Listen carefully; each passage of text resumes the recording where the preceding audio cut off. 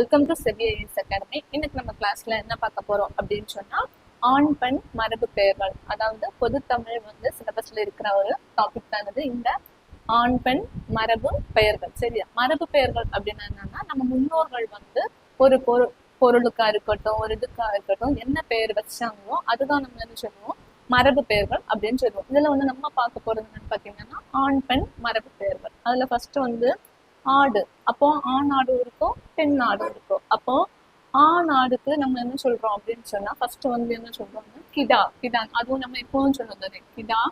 அப்புறம் என்னது, இன்னொரு என்னன்னா தகர்.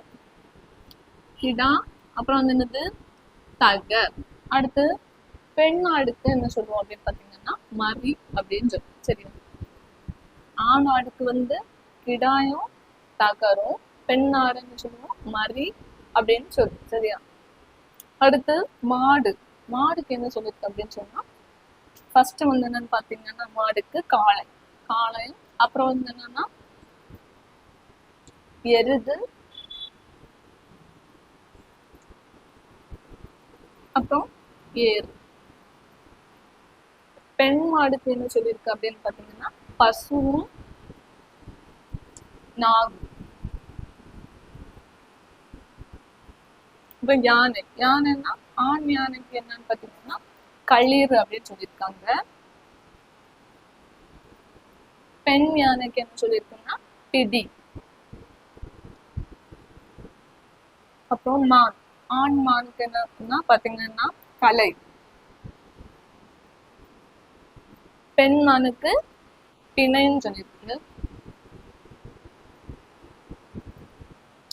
அப்புறம் பூனை. அதெல்லாம் ஆண் பூனை என்ன சொல்லிருக்கு பாத்தீங்கன்னா கடுவல்.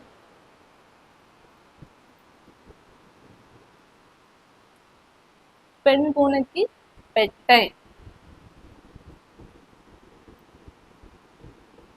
அப்புறம் குரங்குக்கும் அதே மாதிரிதான். ஆண் குரங்குக்கு என்ன சொல்லியிருக்கு பாத்தீங்கன்னா கடுவன்.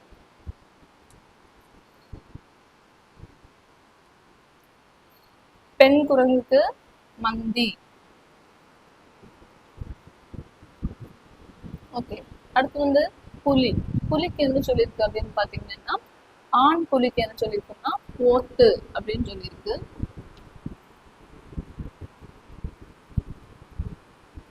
அப்புறம் பெண் புலிக்கு என்ன சொல்லியிருக்குன்னா பிணை.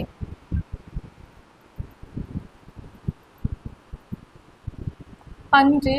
ஆண் பன்றிக்கு ஒருத்தல்.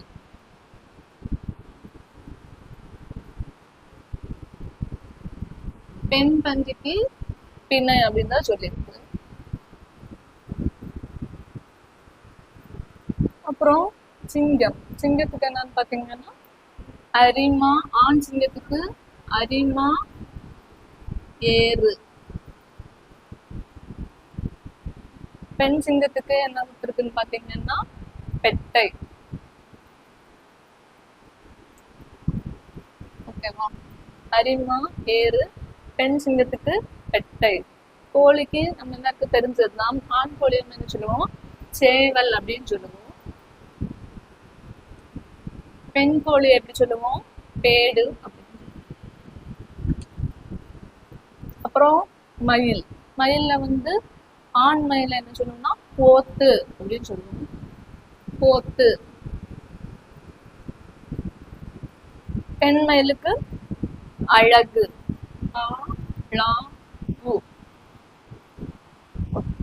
நண்டுக்கு என்னன்னு பாத்தீங்கன்னா ஆண் நண்டை அளவன்னு சொல்லுவாங்க, அளவன். பெண் நண்டுக்கு பெடை. அடுத்து நாய் பூனை மாதிரி தான். ஆண் நாய் என்ன சொல்லுவாங்க கடுவன் அப்படின்னு சொல்லுவாங்க. பெண் நாய் எப்படி சொல்லுவாங்கன்னா பெட்டை அப்படின்னு சொல்லுவாங்க. அப்புறம் குதிரை. குதிரையில ஆண் குதிரை எப்படின்னு சொல்லுவாங்கன்னா குண்டு. குண்டு அப்படின்னு சொல்லுவாங்க. அப்புறம் பெண் குதிரைய என்ன சொல்லுவாங்கன்னு சொன்னா வடவை. அப்புறம் இன்னொன்னு என்னதுன்னா பெட்டை. கரடி. கரடிக்கு என்ன சொல்லுவாங்கன்னா ஆண் கரடிக்கு ஒருத்தல்னு சொல்லுவாங்க.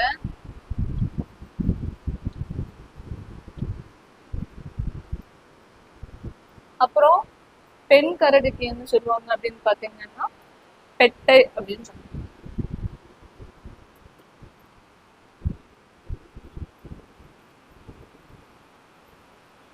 ஓகே, ஃபர்ஸ்ட் வந்து ஆடு. ஆடுக்கு வந்து ஆண் மரபு பெயர் என்னது? கிடா, தகர்.